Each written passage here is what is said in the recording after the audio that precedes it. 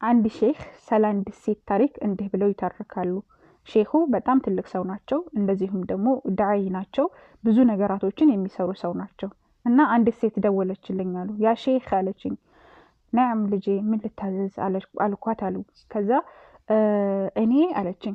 ከዛ ዝም አለች። ንገሪኝ ልጄ ምንድን ነው ስላት፣ እኔ ማለት በጣም የሀብታም ልጅ ነኝ። የሀብታም ልጅ ሲባል ቀላል ሀብታም አይደለም። የግሌ ጠያር አለኝ ወይም የግሌ አውሮፕላን እስከማለት ድረስ ያለኝ የሀብታም ልጅ ነኝ። አባቴ ሁሉንም ነገር ያደርግልኛል። የምፈልገውን ነገር በአጠቃላይ ያደርግልኛል። ጓደኞቼ በጣም ብዙ ናቸው። የፈለግኩትን ነገር ስለሚያደርግልኝ እኔም ለነሱ የፈለጉትን ነገር አደርግላቸዋለሁኝ። ታዲያ አባቴ ዲጄ ቦታ ይወስደኛል። ዲጄ ምንድን ነው ልጄ ስላተኝ፣ ዲጄ አታውቅም ያ ሼህ ብላ ጠየቀችኝ። ከዛ አይ እኔ አላውቅም ምንድን ነው ዲጄ?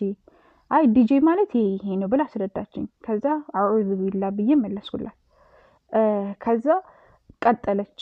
እኔ ውጭ እንኳን ወጥቼ ስፈልግ ካናዳ፣ ስፈልግ አውሮፓ፣ የፈለግኩበት ቦታ ሄዳለሁኝ። ነገር ግን አባቴ ለምን ብሎ አይጠይቀኝም። ወንድሞቼም ለምን ውጭ አደርሽ ብሎ አይጠይቁኝም። ሄጄ እንደፈለግኩ ጨፍሬ እንደፈለግኩ ሆኜ ተሳፍሬ የፈለግኩበት ቦታ አድሬ ይመጣለሁ። ነገር ግን አንድ ቀን ተናግረውኝ አያውቁም አለች። ከዛ የሆነ ቀን እነዚህ የሆነ ሂጃብ የለበሱ ምናምን ሳይ አላግጥባቸው ነበረ። የሆነ ኋላ ቀር ምናምን እያልኩ አላግጥባቸው ነበረ። እና የሆነ ቀን ለምን የሆነ መድረሳ ገብተን ወይም የሆነ ትምህርት ቤት ገብተን እኛም ዝም ብለን ሴቶችን ወደ ዲጄ ቦታ እያመጣን አናበላሻቸውም ብለን ከጓደኞች ጋር ቃል ገባን። ከዛ በኋላ የሆነ መድረሳ ውስጥ ገባን። ነገር ግን የመድረሳው መጀመሪያ እንደገባሁኝ ሙዓሊማ ወይም ደግሞ አስተማሪዋ ተቀበለችኝ። ከበር ላይ እቅፍ አደረገችኝ። የሆነ ለመጀመሪያ ጊዜ የታቀፍኩ እስከሚመስለኝ ድረስ የሆነ እንትኗ ይሄ ሽዑሯ ከኔ ጋር ተጋባ ትላለች። እንኳን ደህና መጣሽ ልጄ ብላም ብላ እቅፍ አደረገችኝ። በጣም ደስ ያለኝ። ባትለቀኝ አልኩኝ። ምንድን ነው የምትፈልጊው ስትለኝ፣ ሳላስበው አንቺን አልኳት አለኝ። አንቺን ደህና ነሽ ስትለኝ እንባዬ መጣ። ከዛ ቁጭ አደረገችኝ። ሻይ ይምጣልሽ ወይስ ገሃዋ ስትለኝ፣ አይ ምንም አልፈልግም አልኳትኝ። ከዛ እሷን ተኩሬ ማየት ጀመርኩኝ። ሁኔታዋ ፊቷ ኑር ነው፣ የሚያበራ ነው። በጣም ደስ ትላለች። ሁኔታዋን ሳያት በጣም ደስ የምትል ሴት ናትኝ። እና ከዛ በኋላ ከዛ ወጣሁኝ፣ ተመለስኩኝ። አንዲት አክስት አለችኝ ሰላት የምትሰግድ። ወደ እሷ ደወልኩላት። አክስቴ አልኳት። 2 ዓመት ሆኖኛል ከእሷ ከደወልኩና አክስቴ አልኳት፣ ውይዬ እንዴት ነሽ? እንዴት ዛሬ ደወልሽ ምናምን አለችኝ። ከቤት መምጣት እፈልጋለሁኝ አለች ስትለኝ፣ ነይልኝ ችግር የለውም አለችኝ። ከዛ በኋላ ሄድኩኝ። ሲሄድ አክስቴ ጠበቀችኝ ከቤቷ። ምንድን ነው ልጅ ምን ሆነሽ ነው ምናምን ስትለኝ፣ እኔ ወደ አላህ ሱብሓነሁ ወተዓላ መመለስ እፈልጋለሁ። እንዴት ነው ሰላት መስገድ አለብኝ ብዬ ጠየቅኳት። ከዛ የሰላት አሰጋገድ ጠሪቃውን እያንዳንዱን ነገር ነገረች። በቀጥታ እህቴ ያቺ አክስቴም እንደዚሁ በተመሳሳይ ሙዓሊሟ እንዳደረገችው አቀፈችኝ። እኔ መታቀፍ እፈልግ ነበረ። ቤተሰቦች አላቸው፣ ነገር ግን የሆነ ፍቅራቸውን አይሰጡኝም ነበረ። ገንዘብ ብቻ ነው የሚያስቡትኝና እንደዛ ነበረ። ከዛ ያ ሼህ እኔ አሁን ማድረግ የፈለግኩት ምንድን ነው፣ እኔ ወደ አላህ ሱብሓነሁ ወተዓላ ተመልሻለሁኝ እና ከቤታችን ደግሞ የፈሳድ አይነቶች አሉ። ሙዚቃ አለ፣ ጓደኞቻቸው ይመጣሉ፣ መጠጥ ይጠጣል ምናምን እና እኔ እንዴት አድርጌ ነው ከዚህ ቤት የምኖረው ብላ ጠየቀችኝ።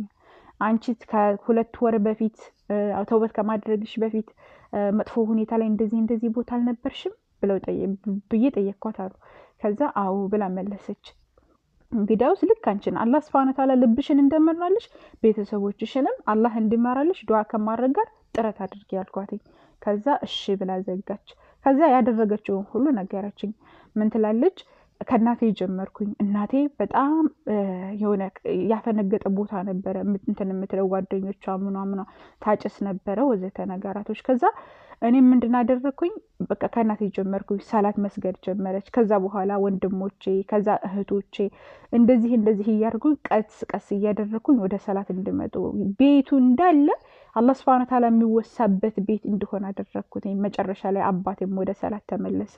ሰላት መስገድ ብቻ አይደለም፣ የጀማዓ ሰላት ወንድሞቼም አባቴም ይሰግዳሉ። ቤታችን በጣም ኑር ሆነ። እኔ አሁን ቁርአን ሙሉ በሙሉ ሐፍዣለሁኝ። እናቴም ቁርአን እያቀራኋት ነው፣ እህቶችንም እንደዛው። እኔ አሁን ቁርአን ሐፍዣለሁ፣ ዳዕያ ሁኛለሁኝ።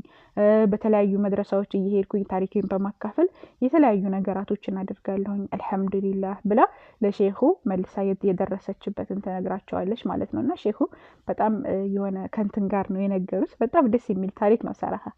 ብዙ ነገር ነው የምንማረው። አምላካችን አላህ ሱብሓነሁ ወተዓላ ረሒሙን ወዱድ ነው። ወላሂ ወደ እርሱ ከተመለስን አላህ ሱብሓነሁ ወተዓላ 24 ሰዓት እጁን ዘርግቶ ነው የሚቀበለን። ወደ እኔ ተመለሱ እያለ አምላካችን አላህ ሱብሓነሁ ወተዓላ ወአኒቡ ኢላ ረቢኩም ወአስሊሙ ለህ እያለ ይናገራል። ወደ አላህ ሱብሓነሁ ወተዓላ እንድንመለስ አላህ ሱብሓነሁ ወተዓላ ሱረቱ ዙመር ላይ ይናገራል። ቁል ያ ዒባዲየ አለዚነ አስረፉ ዐላ አንፉሲሂም ላ ተቅነጡ ሚን ረሕመቲላህ እያለ አምላካችን አላህ ይናገራል። ኢነላህ የግፊሩ ዙኑበ ጀሚዓ አምላካችን አላህ ሱብሓነሁ ወተዓላ ወንጀልን በአጠቃላይ የሚምር ጌታ ነውና፣ እስኪ እንግዲህ ተመልከቱ፣ የነበረችበትን ተመልከቱ፣ አሁን ያለችበትን ነገር ተመልከቱ። እሷ ብቻ ሳትሆን የብዙ ሰዎች ሰበብ ሆነች ማለት ወደ አላህ ሱብሓነሁ ወተዓላ እንዲመለሱ የቤተሰቦቿ፣ ከዛም ውጭ ደግሞ እየሄደች ለሌሎችም ምሳሌ የምትሆን ወሳሪዑ ኢላ መግፊረቲን ሚን ረቢኩም ወጀነቲን ዐርዱሃ አሰማዋት ወልአርድ እያለ አምላካችን እናይጋራ። ወሳሪዑ ያኒ ተሽቀዳደሙ ማለት ነው። ኢላ መግፊረት ሚን ረቢኩም ወደ ጌታችሁ